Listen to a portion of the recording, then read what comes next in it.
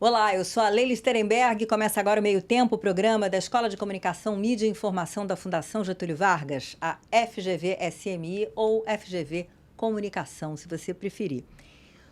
Os Jogos Olímpicos de Tóquio incluíram, entre as modalidades, skate, surf e karatê. Esse ano, em Paris, uma das novidades é o breaking ou breakdance. Será que um dia os esportes ou esportes eletrônicos vão também virar competição olímpica?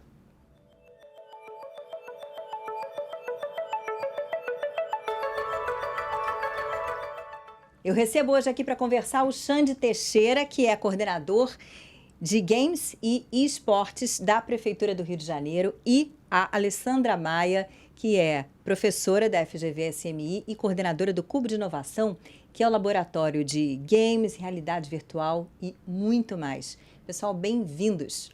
Obrigado, Leila. Obrigado também, FGV. É um prazer estar aqui com vocês. É um prazer poder participar desse bate-papo e trocar ideias sobre games. Sim, senhora. Então, vamos começar como a gente costuma, que é quebrando o gelo. Quem aqui já jogou ou ouviu falar de Pac-Man? Joguei muito, joguei bastante. Fala a verdade. Joguei. Você é muito novinho para ter jogado Pac-Man. Não, 34 anos, já joguei bastante já. É um garoto. E a Lê? Tenho mais idade que ele, não joguei em casa, mas quando eu fui para Porto Alegre, tive a oportunidade de jogar no Atari. Olha. Então, achei, foi emblemático. Eu já tinha ouvido falar, visto informações. A cultura pop usa muito, né? Sim. Foi o meu primeiro videogame, o Atari. E dentro de um monte de jogos que vinham junto com ele, né, tinha o Pac-Man, que era um dos meus favoritos, inclusive. Era muito bonitinho, né, Sim. gente? Achava um charme o Pac-Man. Aquela coisinha e tal. Olha só, Xande. Sim. O município do Rio inaugurou uma arena gamer. Me parece que é a primeira nesse estilo no Brasil. Exatamente, é a primeira no Brasil e a gente suspeita que seja na América Latina. Como os dados são um pouquinho difíceis de serem colhidos, a gente quis ser assertivo, não vamos errar. A primeira no Brasil com certeza é, mas acredito que também na América Latina. Experiências como essa a gente só tem na China e agora a Arábia Saudita, que está investindo pesadamente nos games, né? Junto com o futebol, é uma política de Estado para a propagação internacional da imagem do país. A gente inaugurou aqui em janeiro, na Nave do Conhecimento, na zona norte do Rio de Janeiro.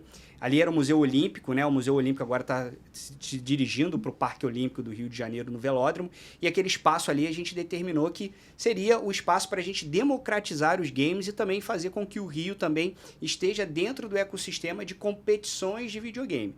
Ali é uma arena para 100 pessoas, com um estúdio de podcast, com controle mestre também para transmissões ao vivo.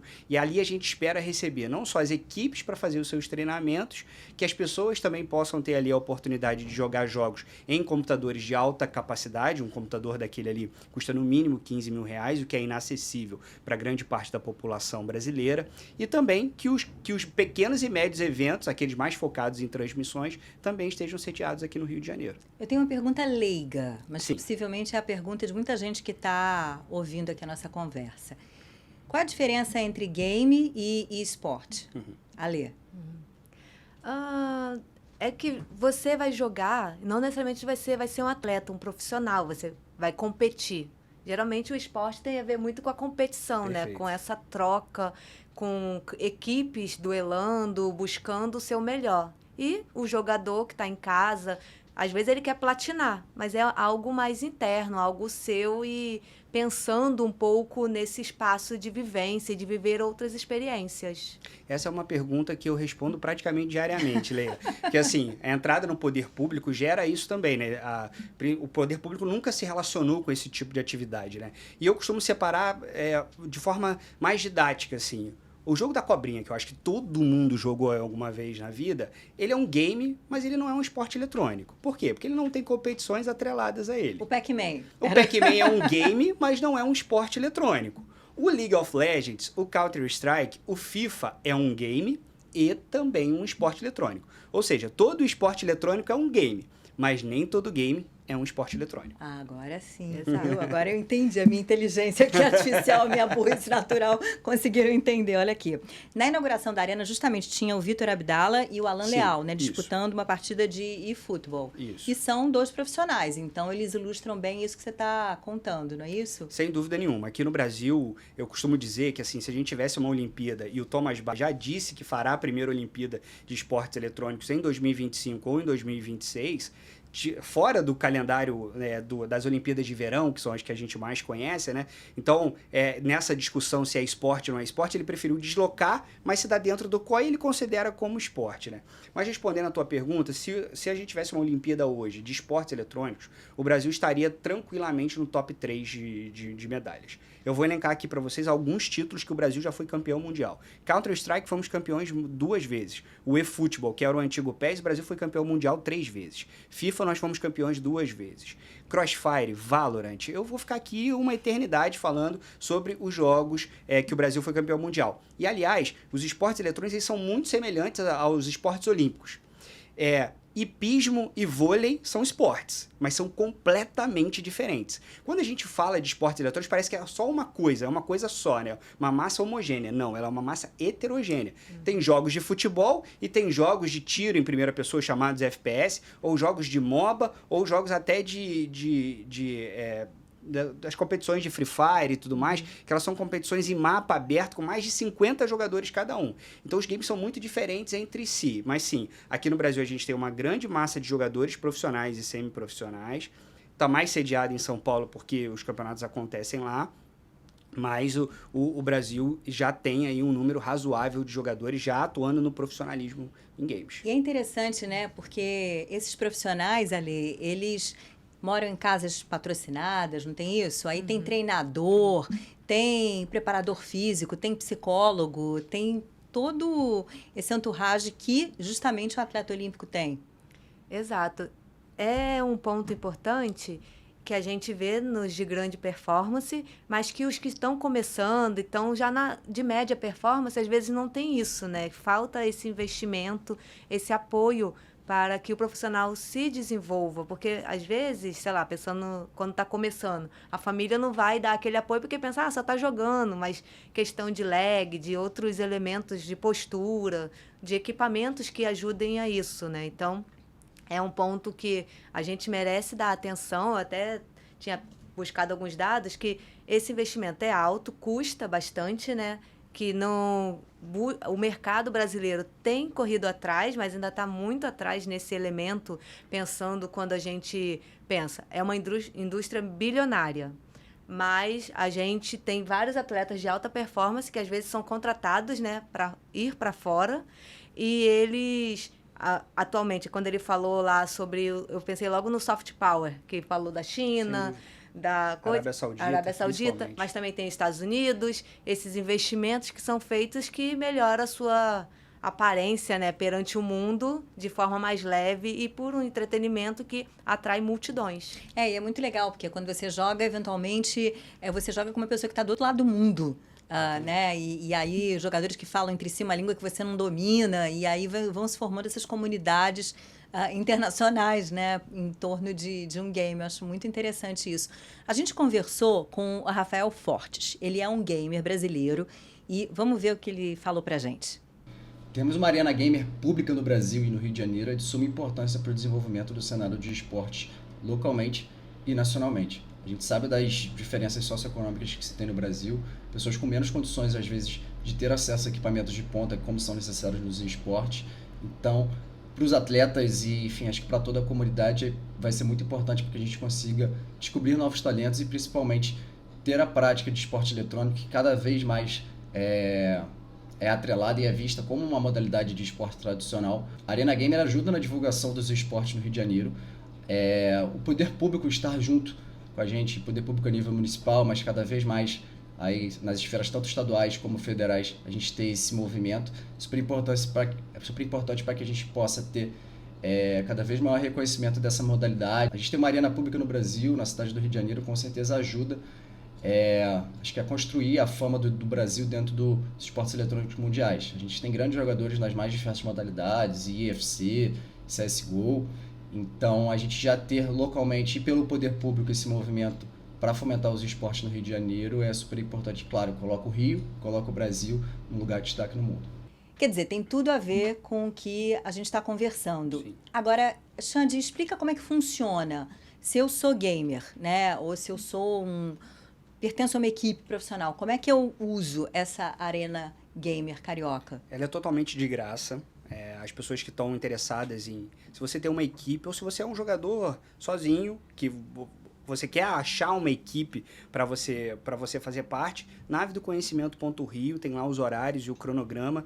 Existe um determinado horário para equipes treinarem, outros horários para que as pessoas façam visitações e experiências individuais com as máquinas, e a partir de março a gente vai abrir também formulários para competições na Arena Gamer, para aquelas pessoas e empresas, né, que já tem uma determinada competição, que na maioria dos casos ela acontece em São Paulo, a gente está atraindo esse mercado aqui para o Rio de Janeiro, né? Ela também vai poder fazer competições em que ela vai poder usar a Arena durante 2, 3 dias, poder utilizar os estúdios e todos os assets que eu falei que a Arena possui anteriormente. O estúdio de podcast, tem até sala de preparação, né, que né, seria para artistas camarins, para jogadores vestiários, né? A hora que eles fazem a preparação ali, a gente teve até uma curiosidade, a gente teve até uma preocupação. A gente isolou acusticamente as duas salas, que ela fica uma do lado da outra, e a gente pensou o seguinte, as equipes ali no momento que elas definem as estratégias, né? Então é uma arena feita para profissionais e também semiprofissionais e quem quer atingir o profissionalismo. Mas, Leila, uma coisa importante, e que o Rafifa que vocês entrevistaram, ele foi jogador profissional de FIFA e hoje é um empresário da área. E o que a gente precisa entender é que a indústria gamer ela é um caminhão da indústria criativa. Pois é, sobre isso que eu queria falar, né? Porque você tem um bando de gente mundo afora, empresas parrudas nessa altura do campeonato, Sim. Desenvolvendo novos games. Tem toda a questão do hardware também. Então, eu sei que o Brasil tem bons jogadores, mas nesse sentido, né? Desenvolvendo games. Hardware, não sei, né? Mas como é que a gente se insere, Alê? Para isso, a gente fez um levantamento lá no Cubo de Inovação, para ver as estatísticas, os dados, e é muito disso. O Brasil é o 10º maior mercado consumidor, já faz algum tempo, e com isso é muito difícil ignorar. Então, a gente tem notado que a indústria tem produzido dublagem para português brasileiro, que deixa os portugueses não muito felizes. A ideia de... A produção. A gente tem estúdios grandes que empregam 800 pessoas, tipo Wildlife Studios. É uma empresa brasileira que virou um unicórnio e agora, infelizmente, tem sede nos Estados Unidos. Então, a gente acaba perdendo essa capacidade intelectual também. Exato. E, além disso, jogos que são de renome internacional. Dandara, Unsighted. Então, a gente tem potencial, a gente tem poder. Agora, com a Arena Gamer do Rio de Janeiro, acho que a gente vai conseguir se destacar ainda mais, pegar esses pequenos brilhos que às vezes não estão produzindo o jogo, porque às vezes só tem um celular, às vezes nem isso, mas já ouve, vê o vídeo do game... Caraca... Pessoas jogando, caraca. Sim. Gameplay. Gameplay. Tá. Assiste gameplay, já sabe, joga alguns jogos de celular. E o celular é uma força enorme, né? Até pensar assim, competições de Free Fire, porque é um dos jogos mais populares, porque roda em qualquer celular, ou em grande parte deles, e que tira essa barreira que a gente tem de acesso, porque os equipamentos são caros. Pois é, um PlayStation, né? Custam 5 Pois é, PS5 é uma fortuna. Agora tem jogo que você joga em PC, que você joga no celular. Acho que em PC, por exemplo, o League of Legends, da qual você já falou, se joga em PC. Então, isso torna essa cultura toda mais acessível, não? Sem dúvida nenhuma. Para complementar isso que ela estava falando, o Brasil é o 10º maior consumidor de games do mundo, né? É o segundo do sul global, ficando só atrás da China. A gente tem 100 milhões de jogadores no Brasil. Caramba! Exatamente, tipo, 100 dá milhões. Metade da população, Exato, praticamente. mas essa é uma coisa curiosa, porque assim, a gente tem uma visão ainda estereotipada do gamer. Quando a gente fala assim, tem 100 milhões de jogadores no Brasil, mas temos 100 milhões de gamers. O meu pai, ele adora um jogo chamado Free Cell, que é um jogo que tem nos computadores mais antigos. Ele passa 2, 3 horas por dia jogando aquilo ali.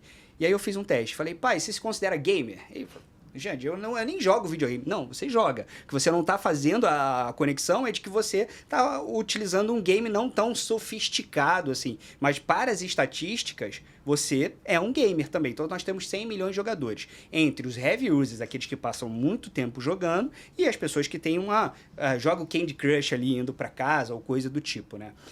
Para os esportes eletrônicos, o Brasil é a terceira maior audiência do mundo, ficando atrás da China e dos Estados Unidos em números absolutos. Mas eu queria me concentrar nessa questão dos desenvolvedores de jogos que ela falou. A gente precisa olhar o mercado. A gente falou aqui de esportes eletrônicos e games, a gente já fez a diferenciação das duas coisas. O mercado gamer é o bolo inteiro. O e-sport é uma fatia desse bolo. E vou te dizer que até uma fatia um tanto quanto pequena de tudo que ele gira, né? O mercado de games arrecadou em 2023, movimentou em 2023 200 bilhões de dólares ao redor do mundo. O Brasil gastou com jogos, jogadores brasileiros gastaram com jogos 13 bilhões. Desses 13 bilhões, apenas 1 bilhão e 200 ficaram com jogos brasileiros. O que acontece? O brasileiro joga muito. A gente é 3% da massa de jogadores no mundo, que está estimada em 3 bilhões de pessoas. Ou seja, metade da população mundial joga algum tipo de jogo. E o que acaba acontecendo? É como o cinema. A gente tende a consumir, e aí quando eu digo consumir é gastar mesmo, né? Quando você assiste um filme, você está na economia da atenção, de alguma forma promovendo aquele título. O brasileiro não joga jogos brasileiros. Mas a indústria nacional se desenvolveu a um ponto do seguinte, de 2018 até 2023, houve um crescimento de 153% em número de empresas desenvolvedoras de jogos no Brasil. Hoje nós temos mais de 1.000, sendo a delas mais famosa, a Wildlife, que saiu daqui para ser um unicórnio americano. Aí você vai me perguntar, mas se o brasileiro não joga jogos nacionais, por que tem tanta empresa? Porque o Brasil se especializou numa coisa chamada outsourcing, que é uma espécie de terceirização, que acaba, talvez, repetindo um pouco da economia brasileira, né? De vender o bruto e comprar o refinado. E o Brasil é um mercado central também na produção de jogos, porque as empresas grandes estrangeiras, elas enxergam o Brasil como grandes empresas para desenvolver partes dos seus jogos. Ou seja, vamos pensar num game como um carro. Ele é um carro, mas quem vai produzir o volante não vai ser a minha empresa. Eu vou terceirizar para que alguém faça isso para ela. Nos games acontecem dessa mesma maneira. Traduzindo, é um mercado de trabalho fantástico para brasileiro, né, Ale? Exatamente. Sim.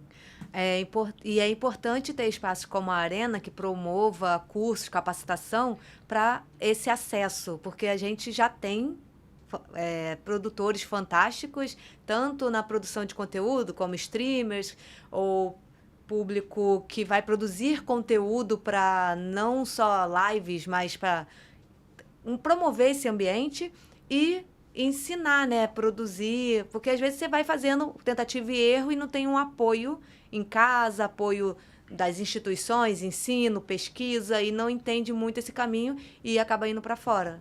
Tem uns streamers que eles são popstars. Sim.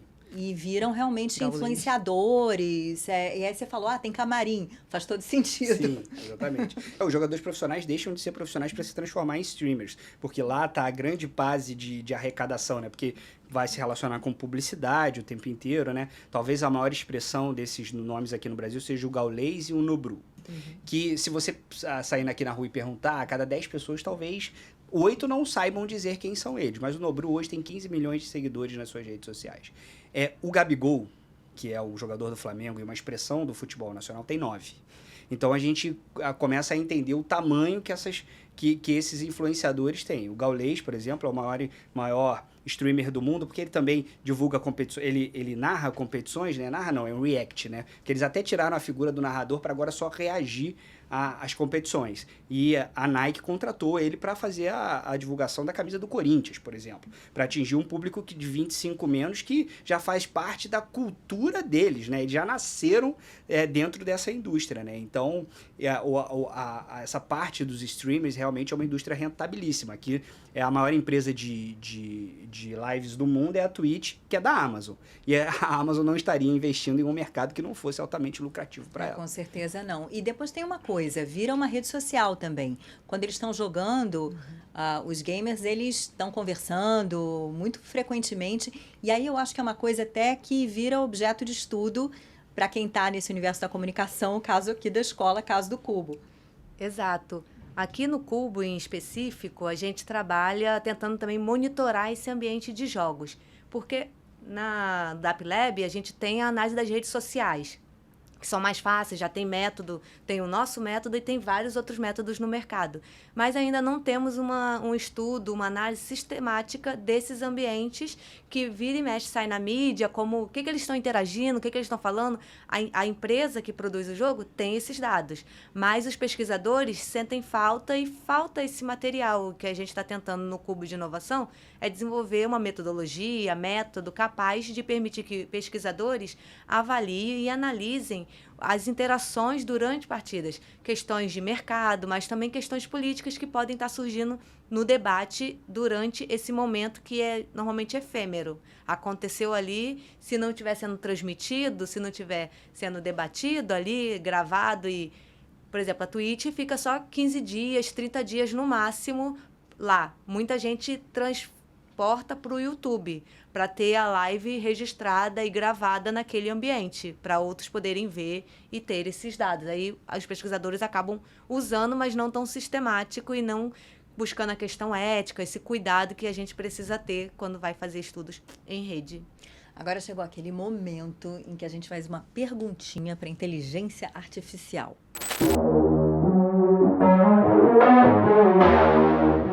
Olha, eu perguntei para o ChatGPT como a inteligência artificial impacta nos chamados esports e por que mudanças eles podem passar com o desenvolvimento da IA generativa. A resposta: a inteligência artificial está transformando os esports de várias maneiras. Primeiro, ela aprimora a jogabilidade, adorei essa palavra, fornecendo insights e análises em tempo real para os jogadores. Além disso, a IA generativa pode criar conteúdo personalizado, como skins e mapas. Aumentando a experiência do usuário com o desenvolvimento contínuo da IA, podemos esperar uma evolução dos esports, incluindo jogos mais imersivos, experiências mais personalizadas e o nível de competição ainda mais alto. Professora Alessandra, sua avaliação, sua nota para o ChatGPT, ele passou na prova? Mais ou menos. Faltam alguns detalhes, né? Quando ele traz alguns dados, parece que é só com IA generativa e não que inteligência artificial já faz parte do universo de jogos há muito tempo e que envolve a questão do NPC, a sua interação, tempo de resposta, mapas procedurais por algoritmos que vão sendo gerados, não necessariamente no sistema competitivo, mas que já faz parte dessa interação humano-jogo que a gente tem desde 1970, lá nos primeiros, ou tem histórias que falam que é um pouco mais atrás, e até é engraçada a resposta dele, que traz um pouquinho do que a gente tinha pensado numa proposta de capacitação para os nossos estudantes para uso de inteligência artificial generativa, só que não se restringindo única e exclusivamente ao ecossistema de esporte eletrônico, mas pensando na questão da cultura fã, como a gente falou aqui, dos streamers, que tem toda a sua galera que ama de paixão de um jeito absurdo, mas também dessa leitura de cenário para quando você vai ser comentarista, você vai ler as estratégias, que faz parte de esportes como o beisebol, futebol, vários outros que você vai analisando o cenário e o contexto, né? De qualquer forma, como IA é algo que está evoluindo muito, muito rápido, é difícil até a gente prever o que vai acontecer com os games num horizonte aí de 5, 10 anos. Sim. O marketing pessoal dele tá ótimo, né? A autoestima tá em dia. Mas eu achei interessante o que ele disse sobre análise, né? Porque o esporte eletrônico, diferente dos esportes tradicionais, quando acontece uma partida de futebol, eu tenho que alimentar os dados, né? Quem chutou, aonde chutou. Os esportes eletrônicos, eles já geram os dados automaticamente, porque tudo é feito eletronicamente. Então, com a inteligência artificial, esse cruzamento de dados, você imagina, por exemplo, a Fórmula 1, que trabalha com milimétricos, assim, coisas milimétricas. Ela pode ajudar muito. E ali ela deu uma resposta, acho que é um pouco à frente, que é de ajudar no desenvolvimento do jogo, que aí é fazer código-fonte, né? Que a gente já fala que praticamente, assim, as inteligências artificiais agora, você vai poder fazer programação a partir de prompts muito simples, né? Então eu acho que ela deu respostas para o esporte eletrônico e deu respostas também para o universo de game. Foi inteligente, mas eu gostei mais do marketing pessoal dela. Não é? Vamos dizer que a OpenAI não ia deixar barato, né? Exatamente. Ale, fala um pouco mais do Cubo de Inovação. Que experimentos vocês têm no Cubo? No laboratório, que é um espaço para trabalhar com videogames, tecnologias emergentes, como inteligência artificial generativa e ambientes imersivos, a gente oferece oficinas para os nossos estudantes.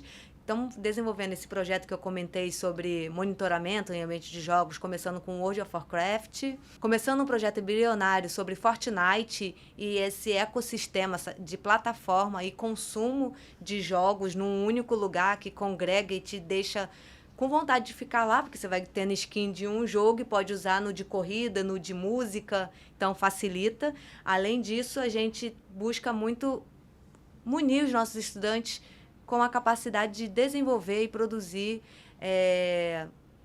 uma comunicação que engaje melhor, tanto nesses ambientes como a partir desses ambientes, fazendo uso disso nas diversas áreas da comunicação, publicidade, jornalismo, relações públicas, cinema, e fazer esses experimentos com isso, além da inteligência artificial generativa, que tem vários projetos acontecendo, não vamos dar spoiler. E a ideia é justamente munir esses estudantes que, desde o primeiro período, desenvolvem produtos. E eu acho que é um pouco do que a Arena Gamer está querendo promover com as suas capacitações, né? É interessante porque esse universo, ele conversa com demandas que hoje existem no mundo corporativo. Por exemplo, experiências imersivas.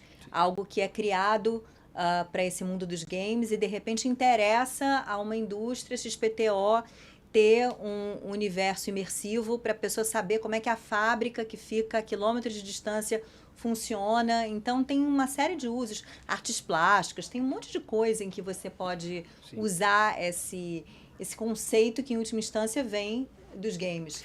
O impacto maior pode estar, inclusive, na educação, né? Você gamificar a educação, né? A gente continua falando, acho que ano após ano, eu não sou especialista em educação para travar essa batalha, mas que uma caneta num quadro talvez não atinja mais o estudante, que vai sair dali e vai dar de cara com coisas muito bem desenhadas, super bem construídas. Então, se gamificar a educação, talvez você pode trazer o aluno para um espaço entre diversão e aprendizado também. E outras coisas que a gente vai poder dizer aqui infinitamente. Quem nunca teve numa empresa grande, para quem trabalhou em empresa grande, fez lá o seu curso de ética lá, e o curso de ética era um quiz, que um funcionário ia passando por aqui. Aquilo ali é um game também, é uma empresa que está desenvolvendo game, que está fazendo aquilo ali. Então, os usos são dos mais variados possíveis. E na educação, não só gamificar a educação, mas trazer esses jogos que muitas vezes você vai ver assim, vou jogar um jogo que conta a história do Egito. Você vai acabar aprendendo, não necessariamente porque ele está tendo uma acurácia, que ele foi produzido para isso. Não, às vezes você vai estar criticando. Efeito colateral, né? Exato. Eu aprendi muito de bandeiras, de geografia com Carmen Sandiego. Carmen Sandiego. Carmen Sandiego. Eu adorava jogar esse jogo. E aí eu aprendi várias coisas, porque você precisava dizer... Ele dava a dica o seguinte, a bandeira tem as cores azul, vermelha e branca. Para onde é que será que ela foi, entendeu? E a gente foi aprendendo ao longo do tempo assim, desse jeito. Exato. Aprendizagem tangencial. E que...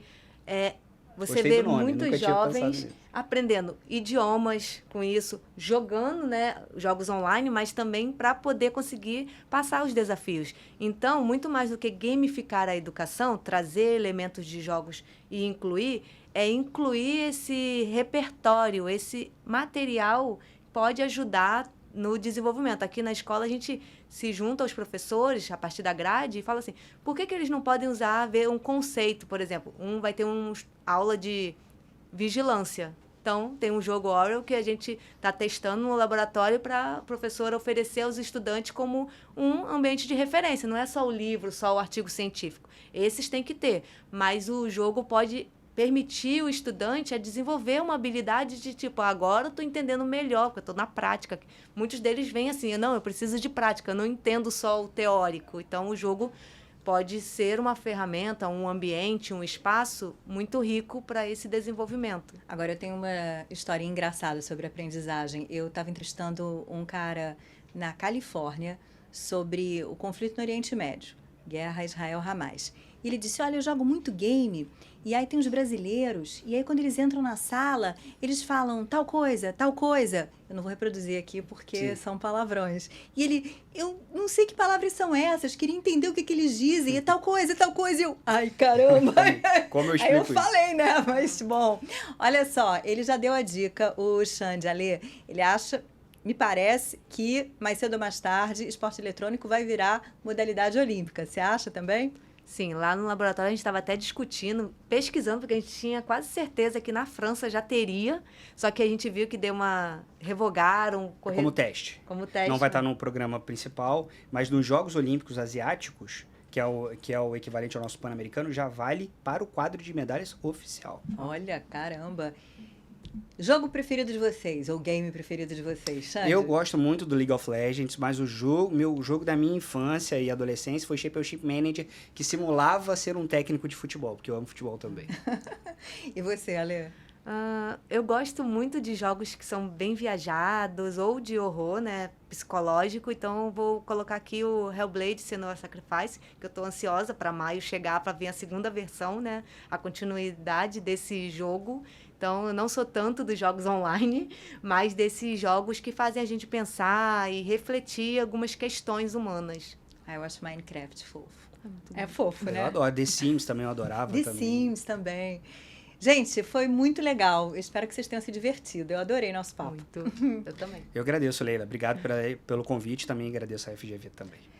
E obrigada a vocês pela companhia, pela atenção. Agora você pode desligar aí e pode jogar, tá? Tá liberado. É isso, gente. Até o próximo meio tempo. Aposto que jogaram ouvindo.